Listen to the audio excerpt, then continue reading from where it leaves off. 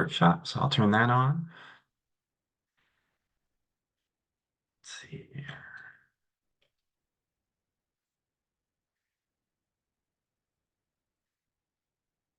All right.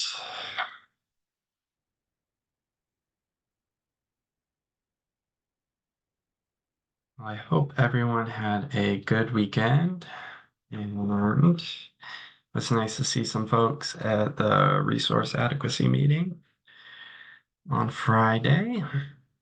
Person, kind of got a small group today. Hopefully folks are enjoying an extra day before we really get in the fall. All right, so let's jump in.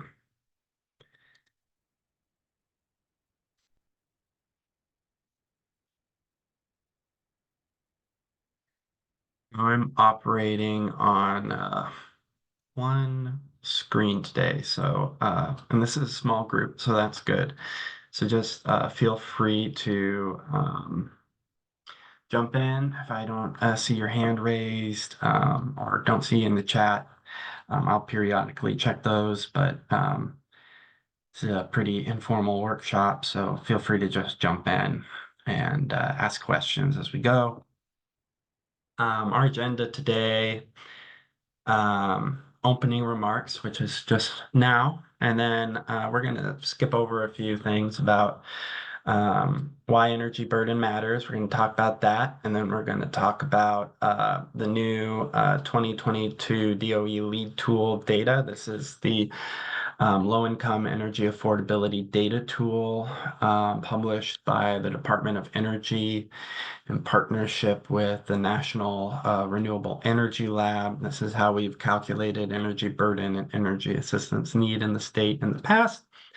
We'll be using it for this upcoming report to the legislature. That'll be our update to our 2023 legislative report on energy assistance. We're then going to take a look at some preliminary data. This is very, very rough data.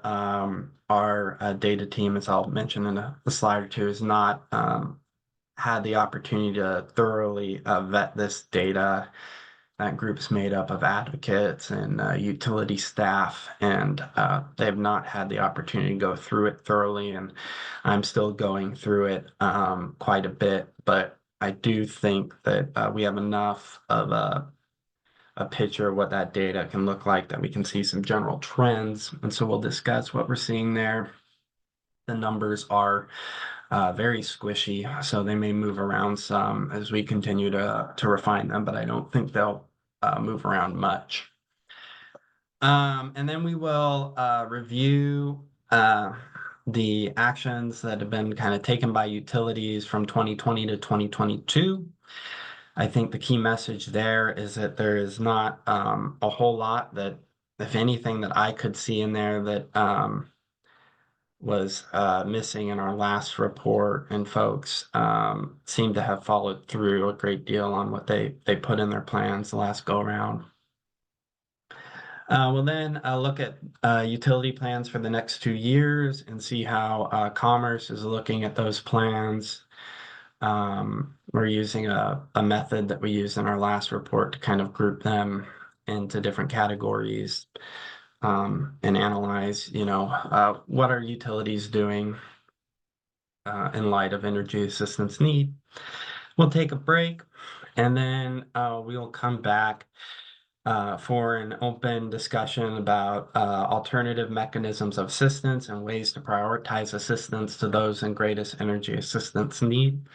This is a part of the statute that we're required to look at. I think everyone here is very familiar with that now.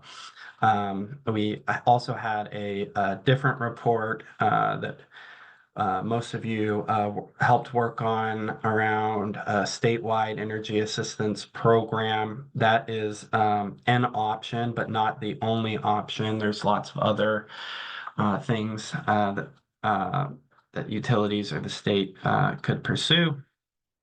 So we kind of want to talk about those, and I'm not going to be bringing anything special to that conversation. It will really be an open floor for utilities advocates, for you all on this call to discuss, ideas that you have, and then we will close at the end of the day and talk about next steps. So as I mentioned, the theme of the day is we are looking at trends and the data, not exact numbers. We haven't, with the exception of DOE lead tool, we haven't had enough time to really vet the utility program numbers. And not all the data has been submitted. We have some utilities still outstanding. They're all very small.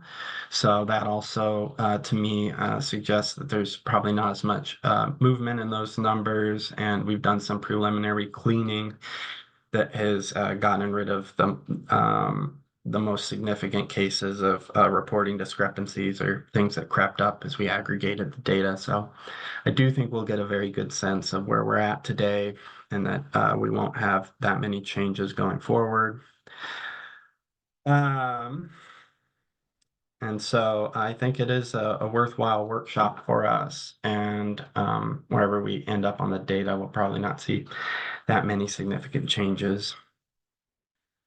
All right. So a short recap of energy assistance need, energy burden, and energy insecurity. So why we're here, why the legislature is interested in this, is that energy bills disproportionately impact low-income households. They have smaller home incomes, and so when energy bills, hit their budgets, they take up a greater percentage of their household budgets. And we see in the DOE lead tool from the past and the data we're looking at now that low-income households are disproportionately energy burdened. That means they, under our definition from the law in Washington, that means that they are spending more than 6% of their household incomes on their home energy bills, electricity, natural gas, propane, wood, and so forth, but not transportation costs. Now, we also know that home energy costs are a basic necessity. They sit alongside other basic necessities such as food and housing. And furthermore, home energy costs relate to other critical household expenses, including phone and internet, healthcare, raising a family in a home, you really need your electricity for that, cooking your food. I think when most people think of their housing costs, they think of being able to turn the lights on, being able to heat and cool their home, to maintain a healthy temperature in the winter and in the summer. And then there's also a relationship between energy burden and energy assistance need in the areas on this screen. Energy burden not only makes people, it makes people more likely to be disconnected from their home energy sources and more likely to rack up past due bill statements. For arrearages. And then we've also seen a lot of data recently that folks are using, at least nationally, that folks are using their credit cards, payday loans, and other financial products that are financially risky to pay for their home energy bills. And that can push low-income households further into poverty. They may forego basic necessities such as food and housing. Or food, I should say, is really the main one. And then housing is one that's impacted as well, because those budgets are very much the same. And then keeping their homes at unhealthy temperatures, we know that one well. And then it impacts physical and mental health. And there's a lot of research behind that as well. So that's why this work matters. We do know that as well that there's some groups that are disproportionately impacted. If you look at the 2020 Residential Energy Consumption Survey, that's conducted by the Energy Information Administration. You can't find data that's statistically significant for Washington, but you can zoom out to the Western Census region for some of these statistics. Other ones, such as basic necessities, there is statistically significant data, and that's what we rely on for most of these categories that we just talked about, or relationships. But for here, we do know that it's statistically significant that low-income households, their energy burden are disproportionately energy insecure. That means they suffer from foregoing basic necessities, receiving disconnection notices. We know that in the Western Census region, Black, Indigenous, and people of color experience these more frequently than other households, and we have seen in that data that renters experience energy insecurity more frequently than homeowners in the Western Census region, based on that data. Now, there's other data sources like the LEAD tool that has some of this information. We haven't completely crunched those numbers, or we haven't crunched those numbers for the most recent data set.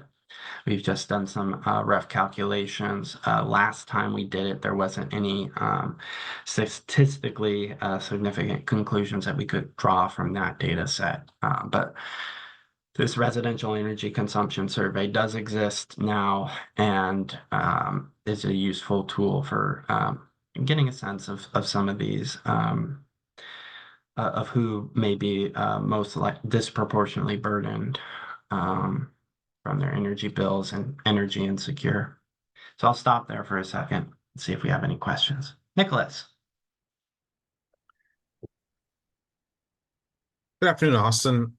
So I'm looking at this particular slide and I'm just curious, has the bullet number 2 and bullet number 3 been corrected for poverty rates? I would assume, and I'm making an assumption here, I don't know for sure, that renters, for example, are more likely to be fit the definition of 200%, excuse me, of the federal poverty line than homeowners. And so the fact that they experience more energy insecurity would not be surprising if my assumption is correct. So I don't dispute the characterization, but I'm wondering if it's more driven by poverty than it is by the fact that you have renters vis-a-vis homeowners. That's a good question, and I think I can get back to you on that one. But I do believe that from this data, this is a statistically significant finding. What we do know is that low-income households are disproportionately burdened. That shows up in both data sets. And if you're correct, Nicholas, low-income households are disproportionately renters, then you would see that here.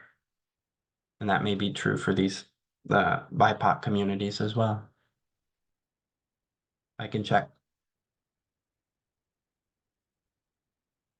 Thanks.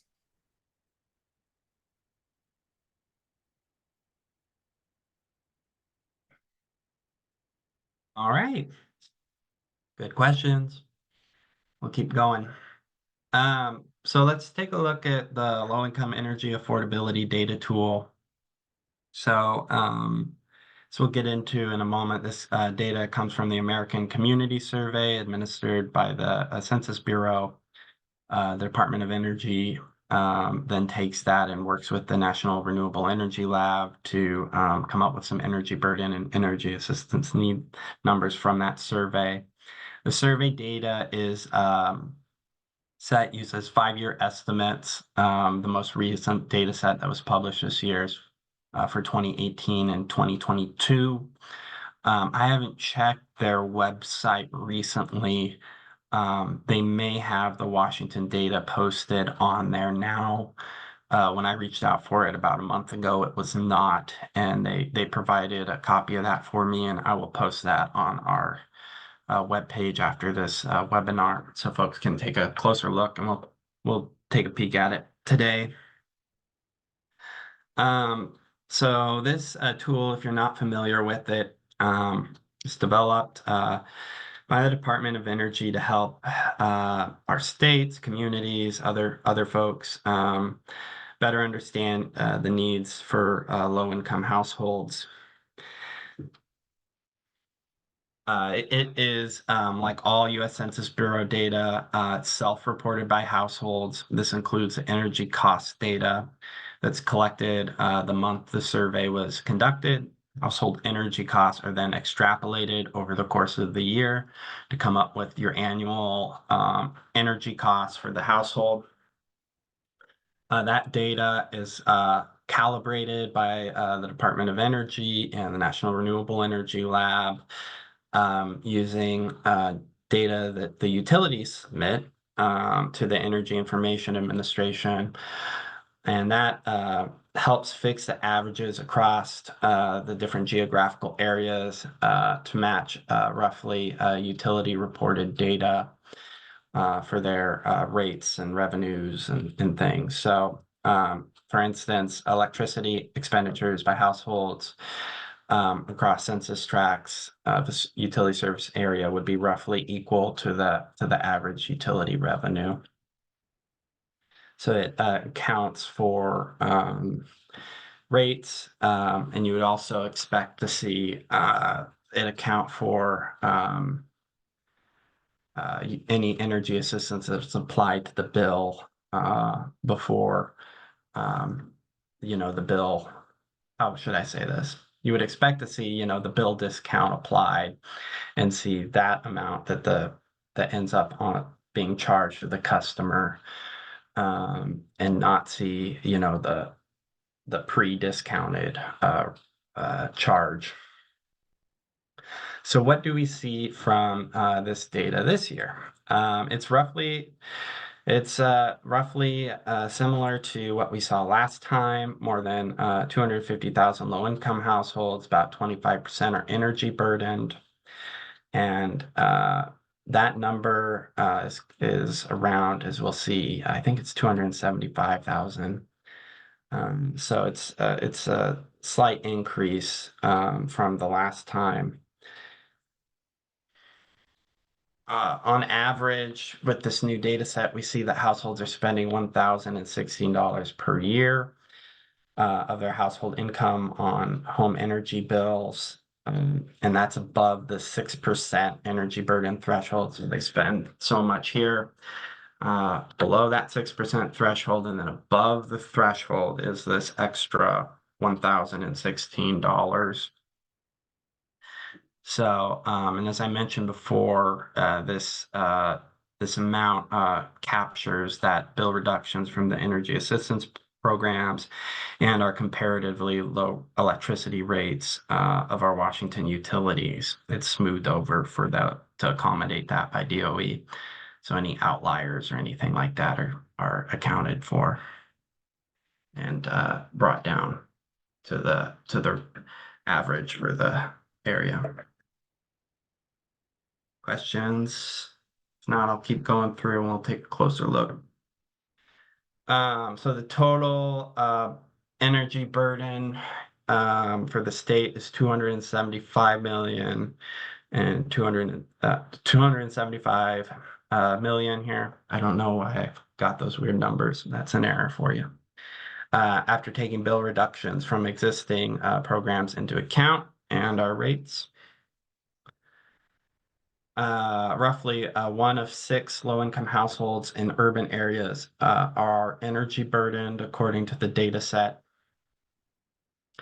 And nearly 2 of every 5 low-income households, or 38%, are energy burdened in rural counties. So I'm going to exit now before we kind of dive into utility program stuff and share the data set itself.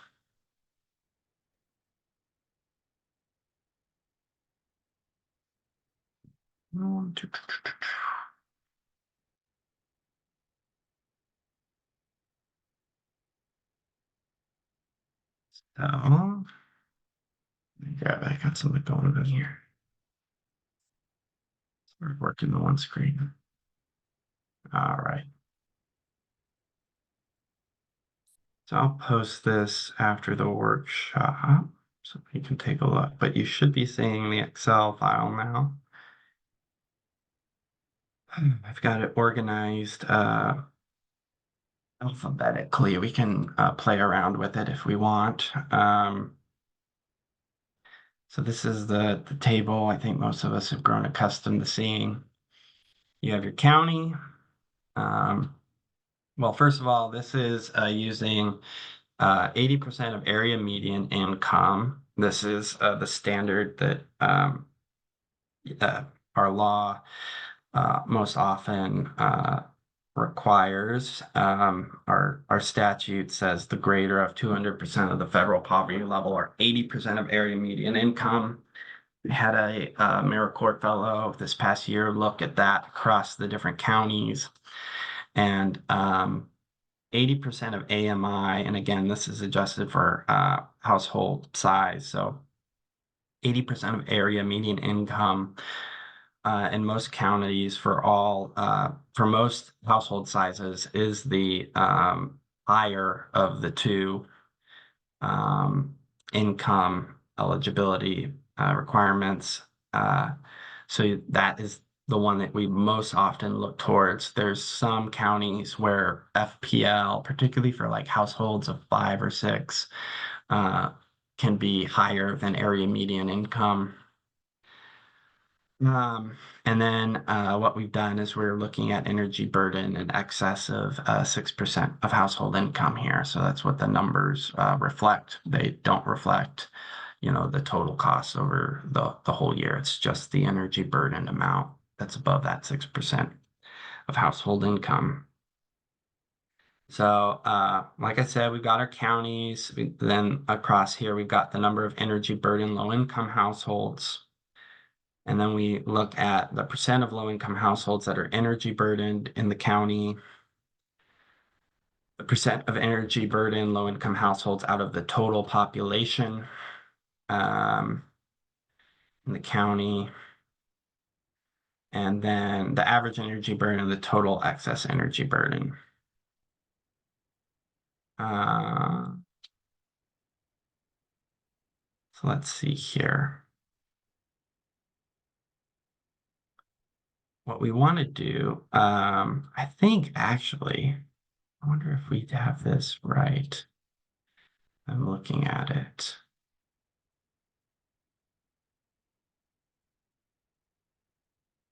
That's B5 on units. So let's go to units here. Let me make sure I got the right thing for you guys. I feel like maybe the column headers are switched.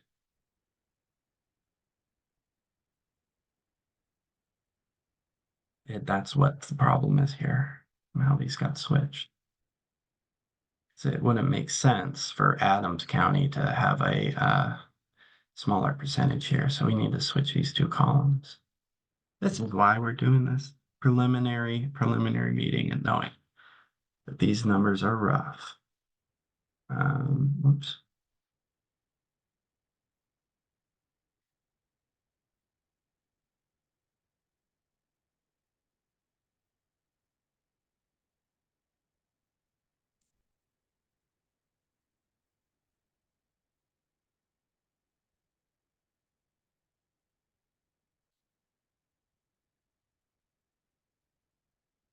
There we go. And then we have our average energy burden and our total excess energy burden here. And so what we see down here at the bottom are those numbers that we just had covered for our totals, that 270,000 low-income households are energy burdened in the state. That's roughly 9% of households in the state. and 25% of all low-income households. The average energy burden is that 1,016 number annually, and that's the total of the 275. Now, if we play around with this data set and see some things, I'm going to get rid of this totals column just because it kind of can get wrapped up in everything. It's really interesting to look at the percent of the total population here. So let's take this column and sort it. There's so many of you that are probably way better at Excel than me. So my apologies if I make you cringe doing this.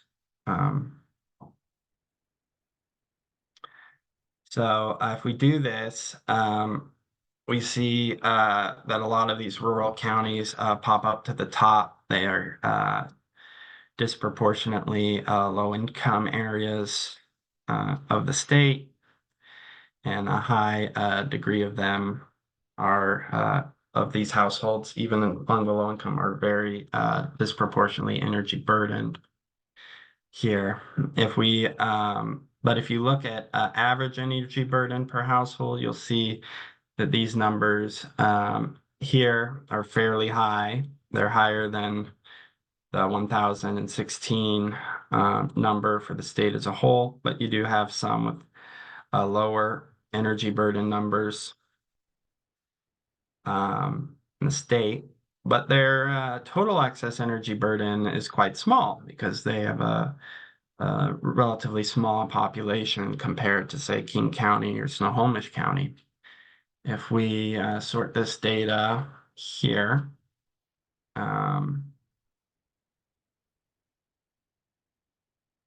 we see that our larger counties have a higher number of low-income households that are energy burdened, and the total burden is much higher. But the percent of low-income households that are energy burdened is smaller, and the percent out of the total population is significantly smaller, and the percent of low-income households that are energy burdened is also smaller compared to some of the other counties.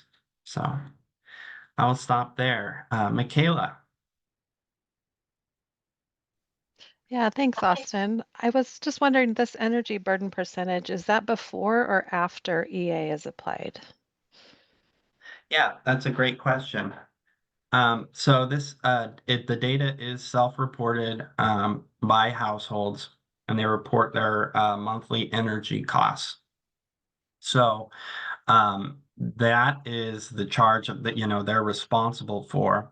So that would be presumably before energy or after energy assistance has been applied, because it wouldn't have been a cost to them to have had that assistance, right? So if you got like a $10 discount on your bill, the amount the customer would see on their bill, if their bill was $100, would be $90, and that's what would be reported to DOE, presumably.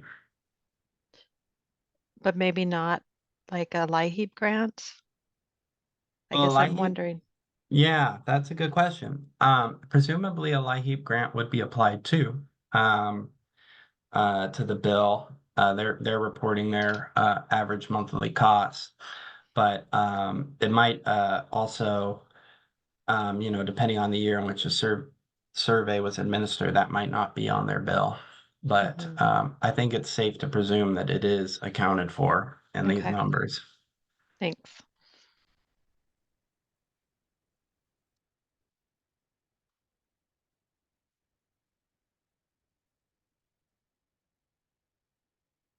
All right. Now, I don't know, I have to ask Brian Sarensen how much LIHEAP provided for 2023. I haven't got that data yet from him, but I think it's definitely increased, but from like 50 million a few years ago to 80, or even maybe upwards of 100 million or so. But we still see this significant need. Austin, this is Pam Allen. Sorry, I'm not raising my hand there. Just jump in, Pam. I was just gonna comment since we were at the top of the list there. A few years back, I actually got required to do that American Community Survey. And the only thing that it asked was basically what was my electric bill on the previous month. Mm. So I don't know that assuming assistance is included in that would be correct, because all it wanted was my electric bill amount for the month before. So Mhm. how they might extrapolate numbers from it, I don't know, but nothing in there asked me anything about that. Yeah, no, I think it's fair to say that you know, it's a presumption that we're making that people are reporting their costs after energy assistance has been applied. Because I would assume, Pam, I mean, you work for the utility, so maybe you are grabbing the you know, and you know you may not be on assistance that but I think you know the assumption is that people are taking their uh, bill and they're looking at what's coming out of their pocket, not the pre-discounted amount. Well, and I guess part of my point on it also is, as I recall, when I had to take the survey, it was in the middle of summer. So basically, you know, what did I pay on my electric bill in July? So I guess I've always been a little concerned as to how they extrapolate from that what my winter bill is, that type of thing, as far as what my annual usage is, because all it asked is 1 month during the summer as to what my electric bill was. I think it would be really good to have the actual, you know, rates and things that utilities are paying. It would be great for a utility to take these numbers and you know, look at their customers and their discount amounts and you know what they actually paid compared to these numbers. Now that does take, you know, and smooth those numbers across the year using the information submitted by the utilities. But yeah, there's a fair amount of wiggle room in these numbers because of the self-reported nature of them. And so they need to be taken with, I think, a grain of salt. But I do think that they are the best data set that we have on this at this time. Hey, Austin, this is Jean Pepper over at Jefferson. Hi, Jean. We're in the middle of doing another rate study, and we actually have FCS looking at our numbers, and they compared what they came up with to this tool, and it was fairly close. Yeah. So I have the same concerns as Pam does about the survey and how we come up with that, but FCS has looked at that and it's close. Yeah. And we have I don't know if Hassan Shaban is on. Hassan works at Empowered Data Works, and he you know, when you go through the, you know, the question about do utilities hire consultants, he's the guy they hire, and there's a fair amount of folks that are doing that, from large utilities to small utilities. And Hassan took a look at these numbers, and he has the actual rates for the utilities and some of the other data, and he found that these are very close to, you know, what those utilities, you know, what their burdens would be with actual rates. And he also, you know, said that these, some for the utilities that he's looking at or working with, they've had a more recent rate increases from these numbers. And so for at least those utilities, these numbers were a little bit lower. Doesn't seem like he's on. I wish he could speak to this. But any case, I think it's fair to say that these are, you know, ballpark numbers. And like I said, I would encourage folks to not think too You know, if you go in and you break these down, some of the numbers you get, like people using natural gas out in San Juan, and it's like, I bet they're using propane if they're reporting that. So,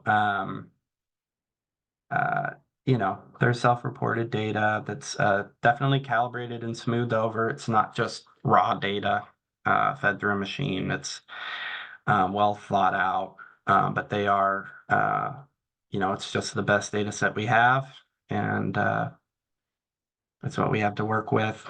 And it does seem worthwhile and not too far off from the actual picture when we are able to draw some comparisons. I know PSE in the past too has looked at the data. We had them at our data advisory group a year or so ago. And they're able to do a lot more work to kind of refine their numbers. And I think in some areas the numbers went down a little bit. I know Vista's numbers from way long ago were came down a little bit. That was like the first iteration of the lead tool. And the second iteration, I don't know if I could really speak to, but I don't recall the issue being the same. Maybe Avista knows, maybe Michaela knows, but I do think these are, you know, ballpark numbers, but they're certainly somewhat fuzzy. So, got a few folks in the chat.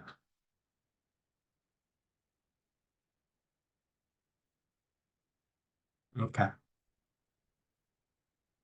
So, you know, I'll just leave these here, and I'll post these for folks to think about, and take a look at themselves, see if I mixed up headers or anything else. You know, please flag them for me. I am doing this and juggling many other things, so I can get confused at times. So it helps to have extra eyes, which is why we have our data advisory team. So, and they'll be working on this stuff for the next few weeks. So they just got started.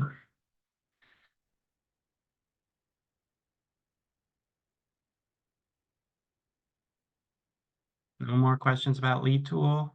Thoughts?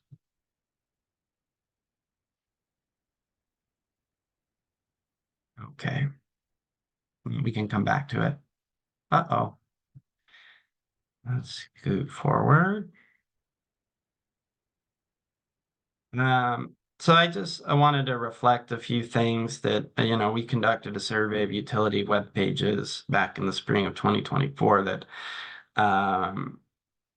you know, is reflected in the utility data reported to us. But because we don't have all the data, we're missing, I don't know, half a dozen small utilities. It definitely seems like this other data set is worthwhile looking at for some of our counts in terms of who has what programs and other things. We also saw some reporting discrepancies in the data versus what was on utility web pages. So it might be good for us to flag those going forward. But we didn't have that, so I'm relying on this data set to this point to catch some of those things. And that's particularly around, you know, whether or not folks match the income requirements for the programs. So when we did this this survey, we looked at that web pages. We first found that a lot of the utility programs that are funded through their operations have income eligibility criteria or have non-income eligibility criteria that keep many low-income households from accessing the programs.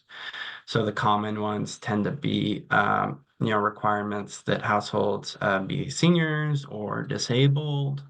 There's a couple of other variations on that. That's the most common one for bill assistance programs.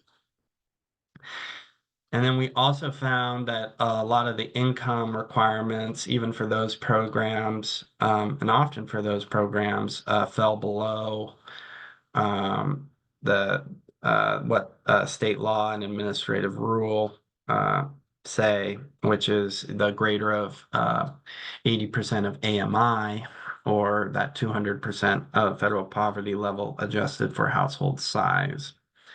And so a lot of households cannot access utility programs that they would otherwise be able to access if the utility's income eligibility requirements matched state law and administrative rule. Now, we also noticed that low-income households in one utility service area may receive significantly different benefits if they're located in one service area over another service area. We found that many of the programs had unreliable funding sources insufficient to meet all of energy assistance needs. So these are really the donation-based programs. And when we looked at those in our prior report, I haven't done the analysis yet for this report, but the donations definitely varied widely in the years that we had. So that was in 2019 and 2020. And it differed significantly for the more wealthier areas of the state and the poorer areas of the state. And the funding is certainly not enough to meet energy assistance need.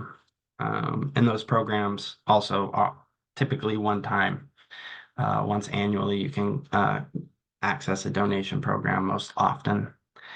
And then we also took a look at how low-income households, if basically we pretended to be a low-income household and see how we could navigate and access programs. And it was definitely a challenge to do that across different utilities. There's different ways and different processes and paperwork and requirements from one utility to the next. And as we know, our utility service territories are can often be overlapping, cross-cutting. So it can be difficult to know if you're a household or a community organization, what households are eligible for and under what stipulations they must fulfill to get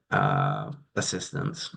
So those were some of the things, and I don't have the counts for these. I'm going to do a similar analysis based on the utility reported data. I have reviewed the data and feel and it definitely resembles these findings. I just don't have the percentages for you today.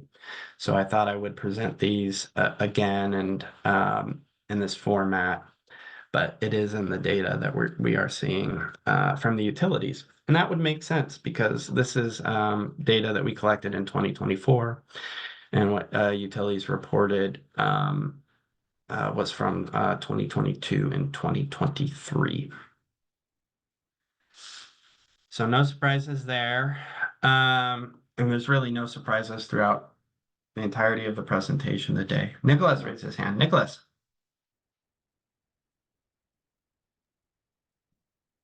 So Austin, I'm Right hearing away. so I don't know why, but anyway, it seems to be gone now. So the question I guess I would pose to you is, many of these findings don't particularly surprise me, but I also think that it doesn't really reflect the challenge that utilities face. In the previous Excel table you brought up, there were several utilities who something like 40% of their clientele were below the 80% AMI, and a good half of them were spending more than 6% of their income. I think it would be very helpful to give a sense of how much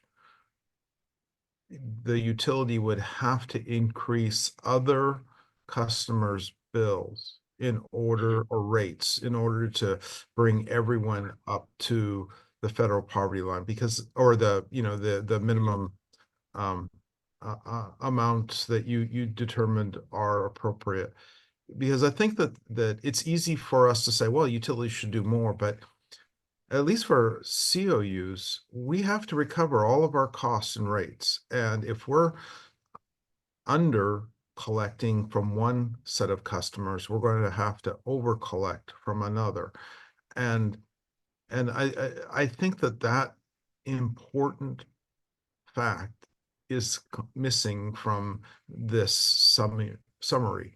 And I think it would be extensive or very prohibitive, cost prohibitive in some areas to raise rates to, maybe double, maybe increase by 50% rates in order to provide this level of assistance. And I think that information is going to be really helpful for the legislature, because in my mind, this is not an issue that can be resolved solely by utilities. This is an issue that the legislatures, if they deem it's a vital public interest, is going to have to step up to the plate and help provide assistance for. That's my opinion. No, thanks, Nicholas, for sharing that perspective. And that's you're making the connection here between these different slides. And we're gonna take a look at some of the utility plans and things. But we've in the past highlighted that dilemma that particularly the rural utilities face in meeting the needs of the households that they serve. And it does create a dilemma for them in terms of, if we raise rates and a lot of folks are at that poverty line, maybe by raising rates to helping some, we get more people into needing assistance, and then we need to raise rates more. It takes a lot to, one thing that is in the data that we receive too for those utilities is not reflected on this summary slide, is the staffing situation. At a lot of the utilities, most of them have really small staffs for these areas. And in a lot of cases, they're spreading out responsibilities for a program across multiple people, which is helpful, I think, but there's no one kind of centrally dedicated to this work, which can also be a challenge for administering an effective program. So. Yeah, so just in response to that last point, or two responses, I guess. First, if you're a smaller utility and you have, let's say, 1,000 customers, and you add an employee, when you consider all their benefits and stuff, that may be $100,000 or $150,000 expense, and you divide that over 1,000 employees, 1,000 customers, it gets real expensive really fast. So that's a significant challenge. But the other thing I wanted to say, and I don't have any data to support this, I'm just speculating, but I don't think this is just a rural issue. I think that if you look at PSC and at some of the other more expensive but urbanized utilities, you would find the same sort of thing, that dealing with their low-income customers would have a significant significant impact to their retail rates. And so I think that that's something else that needs to keep in mind. While I don't disagree, it's perhaps concentrated in rural areas, I don't think it's just a rural area issue. Thanks, Nicholas. And I think from the perspective of low-income households and community organizations, that it's not just a rural issue either. I think, and the data, they can spread costs a little bit more effectively across their rate base. But I haven't seen any sort of rate data from them. But we can play around with that DOE lead tool some by county and see if we can come up with some estimates. I know that Dan Fagerly of Ferry County, when he presented to the legislature, he had some numbers that were rough estimates of rate increases. And I think that was done in a workshop, so we could replicate that and share that out. And I think you're right to start spotting different connections here. across these different scenarios. So thanks, Nicholas. Okay, I did see some things in the chat. Valerie, can you remind me who you're from, who you're speaking for? Yes, sorry, I just realized that I didn't have my PSE on there, but I That's am what I from thought. Puget Sound Energy, and I'm gonna update my name. Oh no, you're good. You're good. I thought you were from PSC, but I just wanted to double check.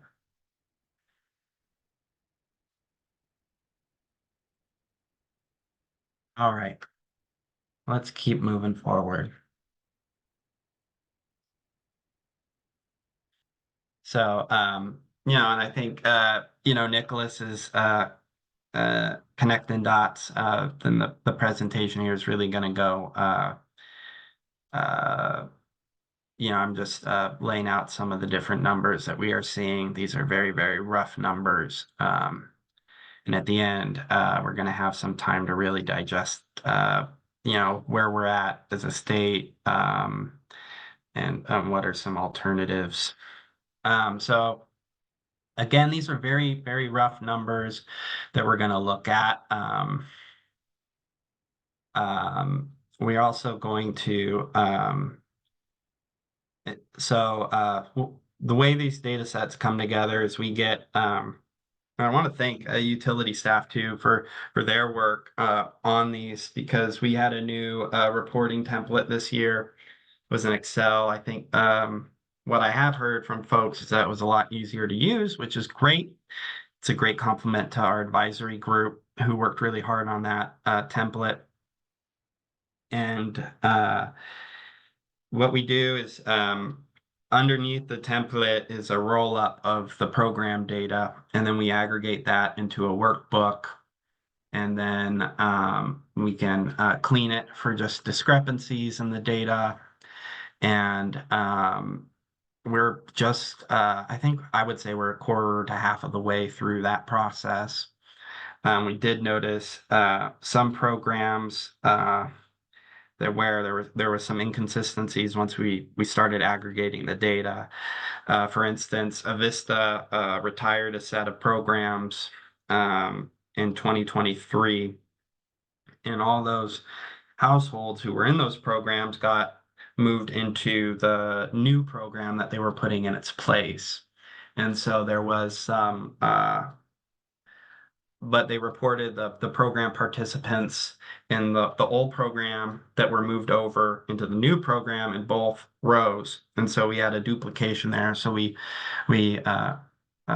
Avista is part of our team. Michaela was there, and we talked about that, and decided that we wanted to get rid of that duplication. And so we removed the program participants for the old programs that were retired, because those participants moved to the new program and were counted there.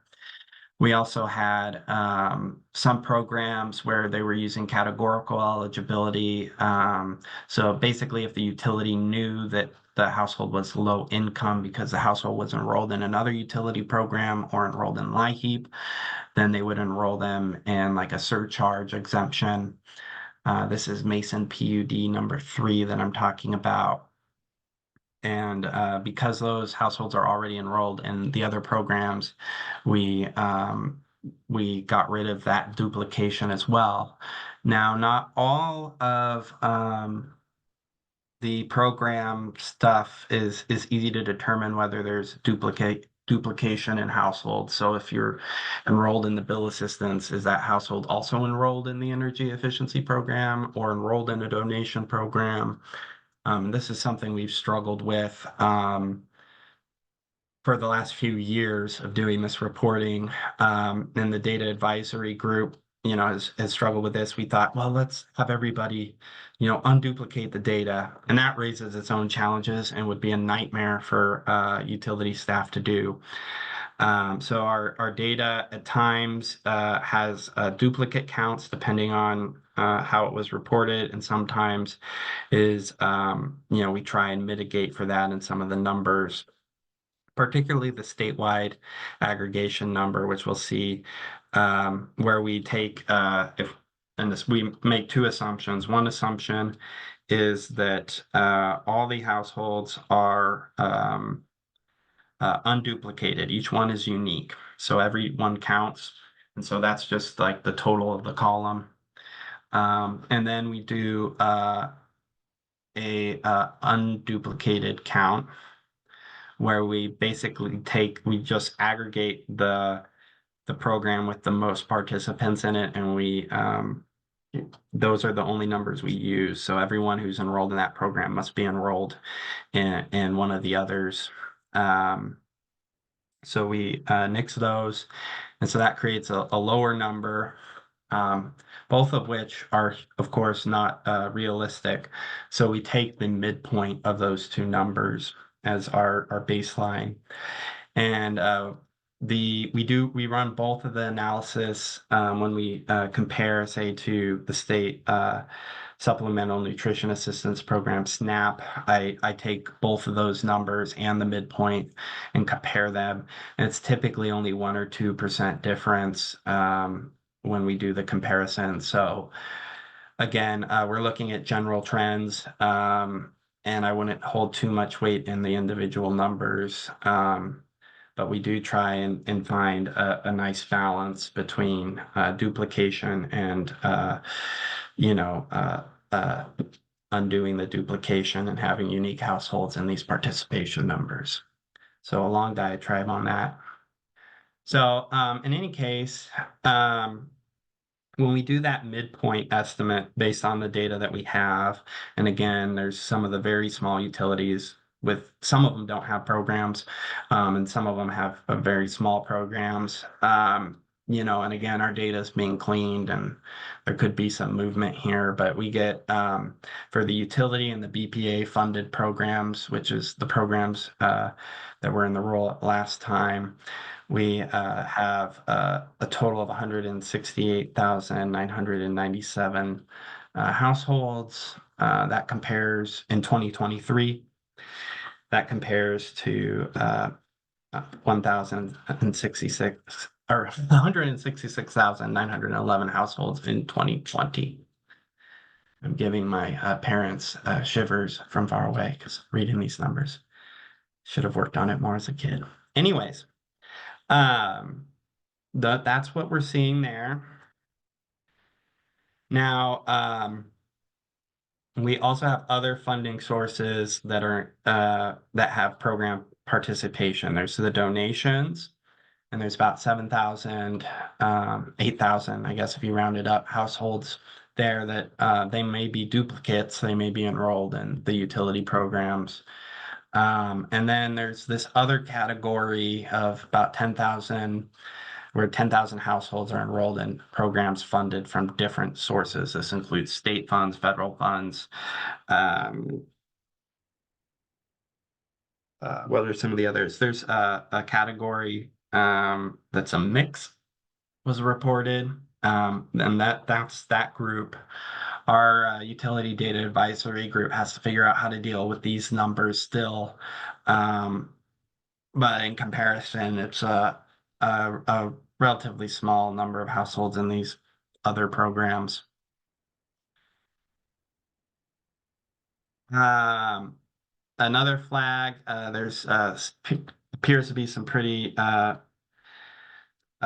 different reporting discrepancies when it comes to looking at the utility total program expenditures in comparison to the bill reductions.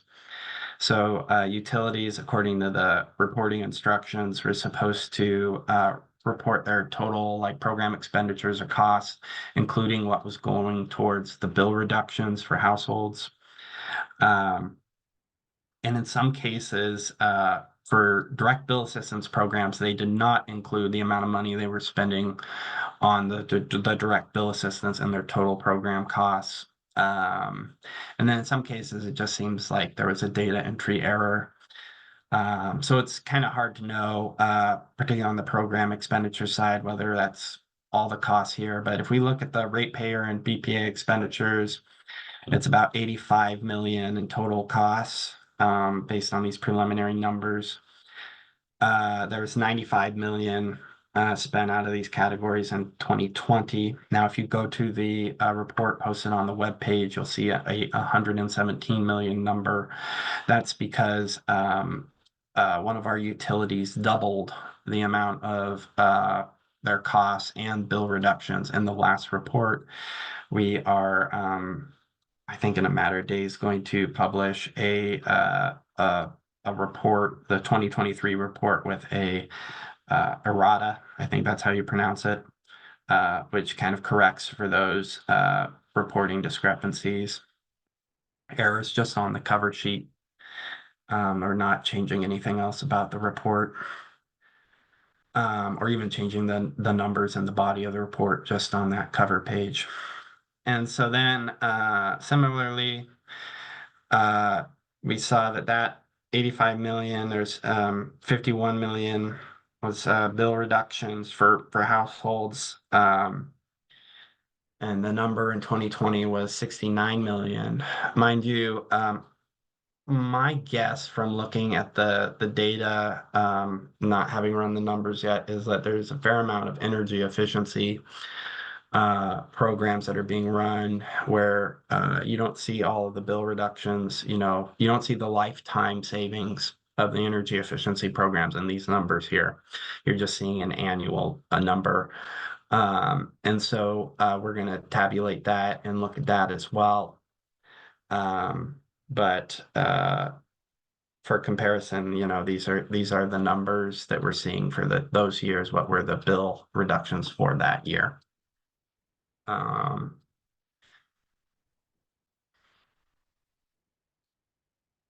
So there's just really not that much difference between these different years.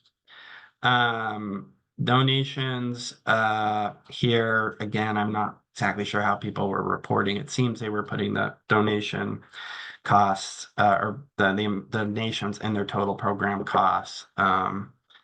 And if we subtract those out, there's a small administration cost for the donation programs, and then about 2 million in bill reductions. And then those other programs, which we still kind of have to unwind and figure out how we're going to deal with those.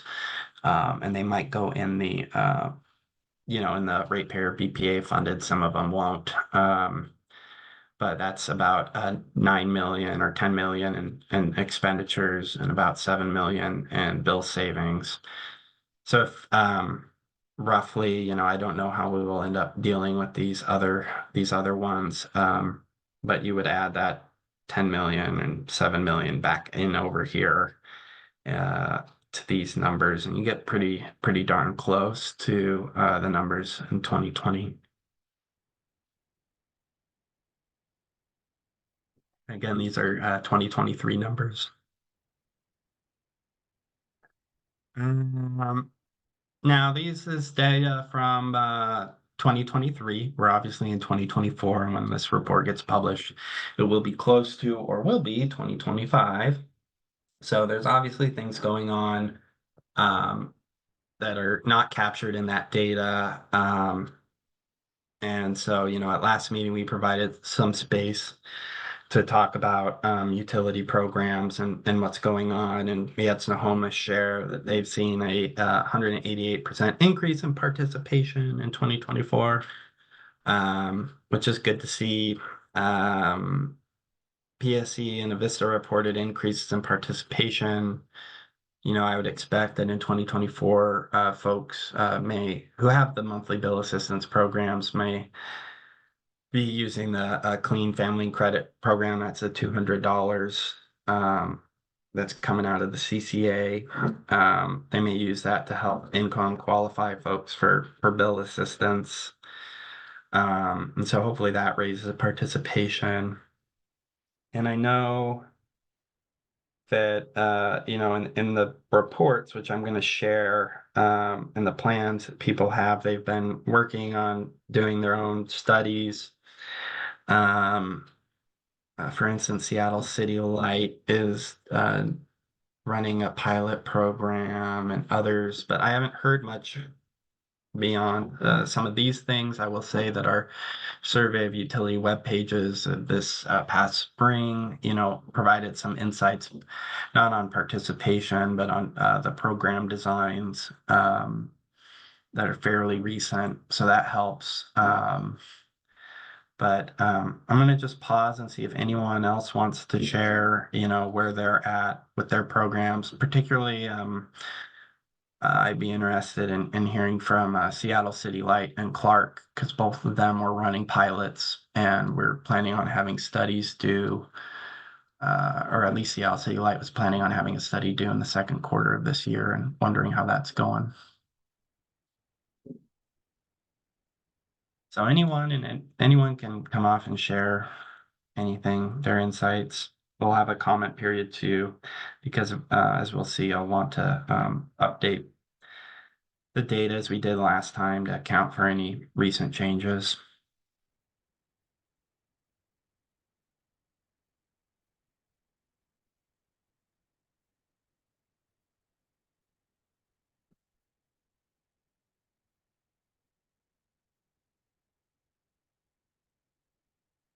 Doesn't sound like we have any takers. I did receive an update from PSE, which we'll incorporate into our report to the legislature about things that they've been doing this year. So that's helpful. Cowlitz also provided me some information, so that's helpful. Thanks, everyone.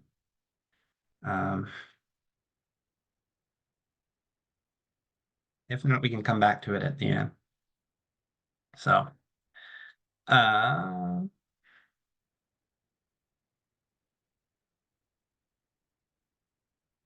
thanks, Sheila, for sharing that about Mason PUD, moving the program in-house and seeing an increase in participation. You guys have done a lot of work, just reading about your stuff. So maybe, Sheila, you can share a little bit about that later. Be good.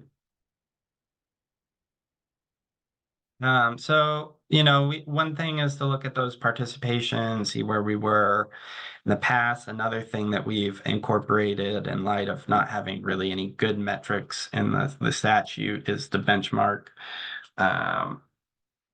the participation in utility programs statewide, participation in the Supplemental Nutrition Assistance Program, SNAP, commonly referred to as food stamps. It has a income requirement of 200% of the federal poverty level. Now, as I mentioned before, using the state income eligibility criteria and law and administrative rule, you're more often using 80% of area median income, which can be significantly higher than 200% of FPL. I think the difference in the city of Seattle, which of course is the somewhat of an extreme example, is that the federal poverty level is around like 30,000 for households of one or two, and then the threshold for 80% of area median income is around 70,000, if I remember correctly, for that household size. So that's a big difference. And so under that, there's a lot more households that, at least under the state law and administrative rule, would be eligible for utility programs compared to SNAP. And so we kind of take a look there, and SNAP doesn't have a lot of other criteria that are different than the utility programs. So in any case, this is our best comparison, best benchmark that we have. And right now, we are waiting on DSHS to provide us some unduplicated 2023 SNAP household participation data. SNAP is a program where there could be multiple people in one house who can be enrolled in SNAP. And so we have them do an analysis that they send to us, and we'll publish that has just the households, and it's unduplicated. So they're not counting households twice. They're not counting, you know, all the participants in the household. They're counting the household units, just as we are with utility programs. You know, each one of those is a unit in the program. Sometimes the utility stuff is duplicate, which we will get to in a second. You know, the participation levels in the utility programs at this point, you know, suggest that there's not going to be much of difference. Maybe there will be. We'll see what, you know, participation in SNAP looks like compared to what it looked like back in 2020. It does seem from the participant data that it's increased, but what that means for households, I'm not sure. But you know, as our last report, it was for every one household enrolled in a utility program, there's 4 households enrolled in SNAP. Now, we also had utilities report zip code data in this last go round of utility program reporting, and what they would do is the columns were the programs that they had, and then they put the zip codes in the rows, and then the number of households for each of the zip codes would be entered for each of the programs. And that was a number, the total of that sheet on the zip codes for each year. So for 2023 compared to the 2023 data that they reported on their program sheet should be the same. It's not in a lot of cases, and in some cases folks didn't know zip codes, everything else. And so it's quite a process to go through that data and try and square it away. I think I've done a fairly good job at this point, especially because we're looking at counties, and I know that some of the service territories for the counties, like Seattle City Light is obviously in King County, so I can adjust that to account for the difference.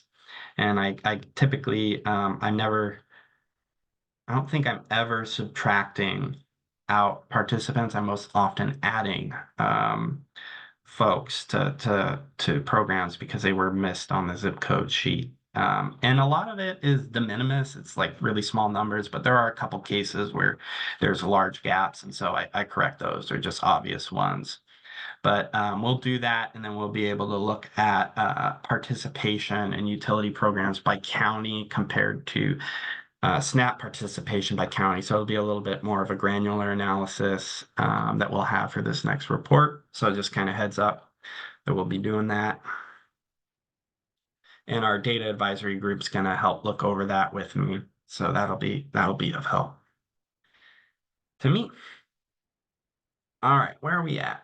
I think we're at 217. Well, let's go a little bit longer. If you have to go to the bathroom or something, feel free to. This is kind of me more running it through some stuff. What I will share on the zip code data is that I will send around a spreadsheet where we took zip codes reported and related and took that zip code and its relationship with the counties. And so if you could, one of the things I'm hoping folks can do is take a look at that and make sure it looks accurate. So, you know, if you're a Vista, for instance, we want to make sure that for some reason the zip code information, you know, let's take an example. We don't have a Grant County, you know, participation numbers from Avista going to Grant County. Because as far as I understand it, Avista doesn't operate out there, but there can be changes in zip codes. And so it can be a little bit difficult, but I think we're going to be really in the ballpark here. But we want to correct for any egregious things. And I haven't seen any, but I'm also know that service territories can be quite complicated. So it'd be good to have an extra set of eyes. So the last set of data points for viewing where we're at today, you know, with utility programs is to look at what utilities reported they did between 2020 and 2022 in their reports, and then what they plan to do over the next 2 years. And from 2020 to 2022, I think is what they, more or less what folks reported, last go around they were going to be doing. But we wanted to make sure we caught, all that information. And because, it was, not required by law that they provide that information, folks could elect not to, provide that. And in a few cases, small cases, folks didn't. So you'll see that in the data too. And then for the 20 for the next 2 years, for the plans for the future, they are required to do that. But in some cases, folks didn't fill it out. So we also have to acknowledge that as we go through this data. And then also kind of acknowledging that, this is me reading over the reports and grouping them into categories. And then I further group the categories for the analysis. This is something that we worked on last time through the report, and can go through those categories now. So there's a group that's broad and deep reforms. I'll write up some definitions for these, but I generally think of that as a group that is pretty drastically changing their programs, really in the weeds, in line with state requirements, and I think the intent of reducing energy assistance need directly through the program. Then there's utilities that are tweaking or retooling their programs. So these can be, building dashboards or modifying some of the income eligibility requirements quite significantly. Sometimes it could be adding kind of a supplemental program on the side to what they were already running. That's that category there. And then there's a category of folks who are kind of increasing funding to the programs they already had, or putting more effort into outreach or funding in the outreach, modifying benefits a slight bit or the eligibility criteria a slight bit, but not necessarily aligning with state law or administrative rule. That's that group. And then there's a group that are creating programs for the first time, which is great. And then there's a group that's evaluating what to do. And what is a proper next set of steps for them, but they're not really making any changes in the moment.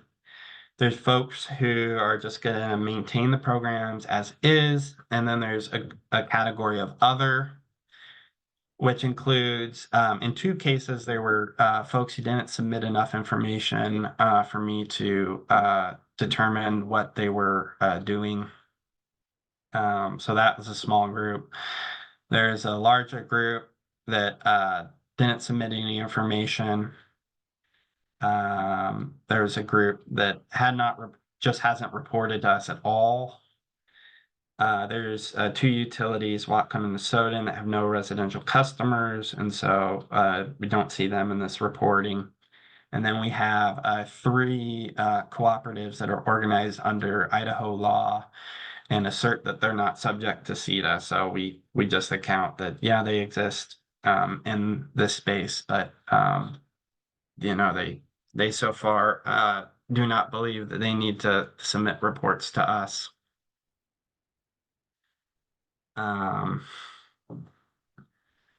So what did utilities do between 2020 and 2022, according to their reports? We had a lot of folks who kind of incrementally increased funding or outreach to their programs. It's the largest group. And then the second largest was folks who were just planning to maintain the programs as is. We had 9 folks who didn't submit any plans as part of their reports to Commerce. We received their workbooks and everything, but they didn't complete this section. Then there was a group, and I should say here, it's clear in the Word document that this is includes those who just elected not to. So I'm not totally surprised by this. They just chose not to fill out the section, which they weren't required to. So that's fine. There's some of them, as we'll see, that just didn't fill out the tab at all. But there's a fair amount in that group that just elected not to fill it out. Then there's 6 utilities that haven't reported to us yet. We had 5 utilities that were doing the more significant kind of tweaking or retooling of their programs. 4 utilities that were in the process of doing deep renovations to their programs. Those 4 are Avista, Pacific Core, PSC, so our 3 investor-owned utilities, and then Mason PUD number 3 falls in that category. They've done a fair amount of work on their programs there to kind of overhaul them. And then we had 4 folks who stood up brand new programs, which is a feat. 3 utilities that just were evaluating what to do, and then those that are subject to Idaho law, no customers or not enough information.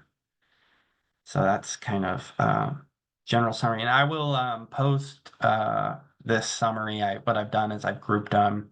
I have them in an Excel document, and then I have a Word document that I plan to attach to the report as an appendix, which has the category above and then the language and everything that the utility said about their program. So I'm hoping folks can take a look, particularly if it's your utility, and see if I've grouped these correctly. And if not, let me know, where I've erred, if there's a group that is more proper. And I will review that. But this is how the agency is looking at them right now.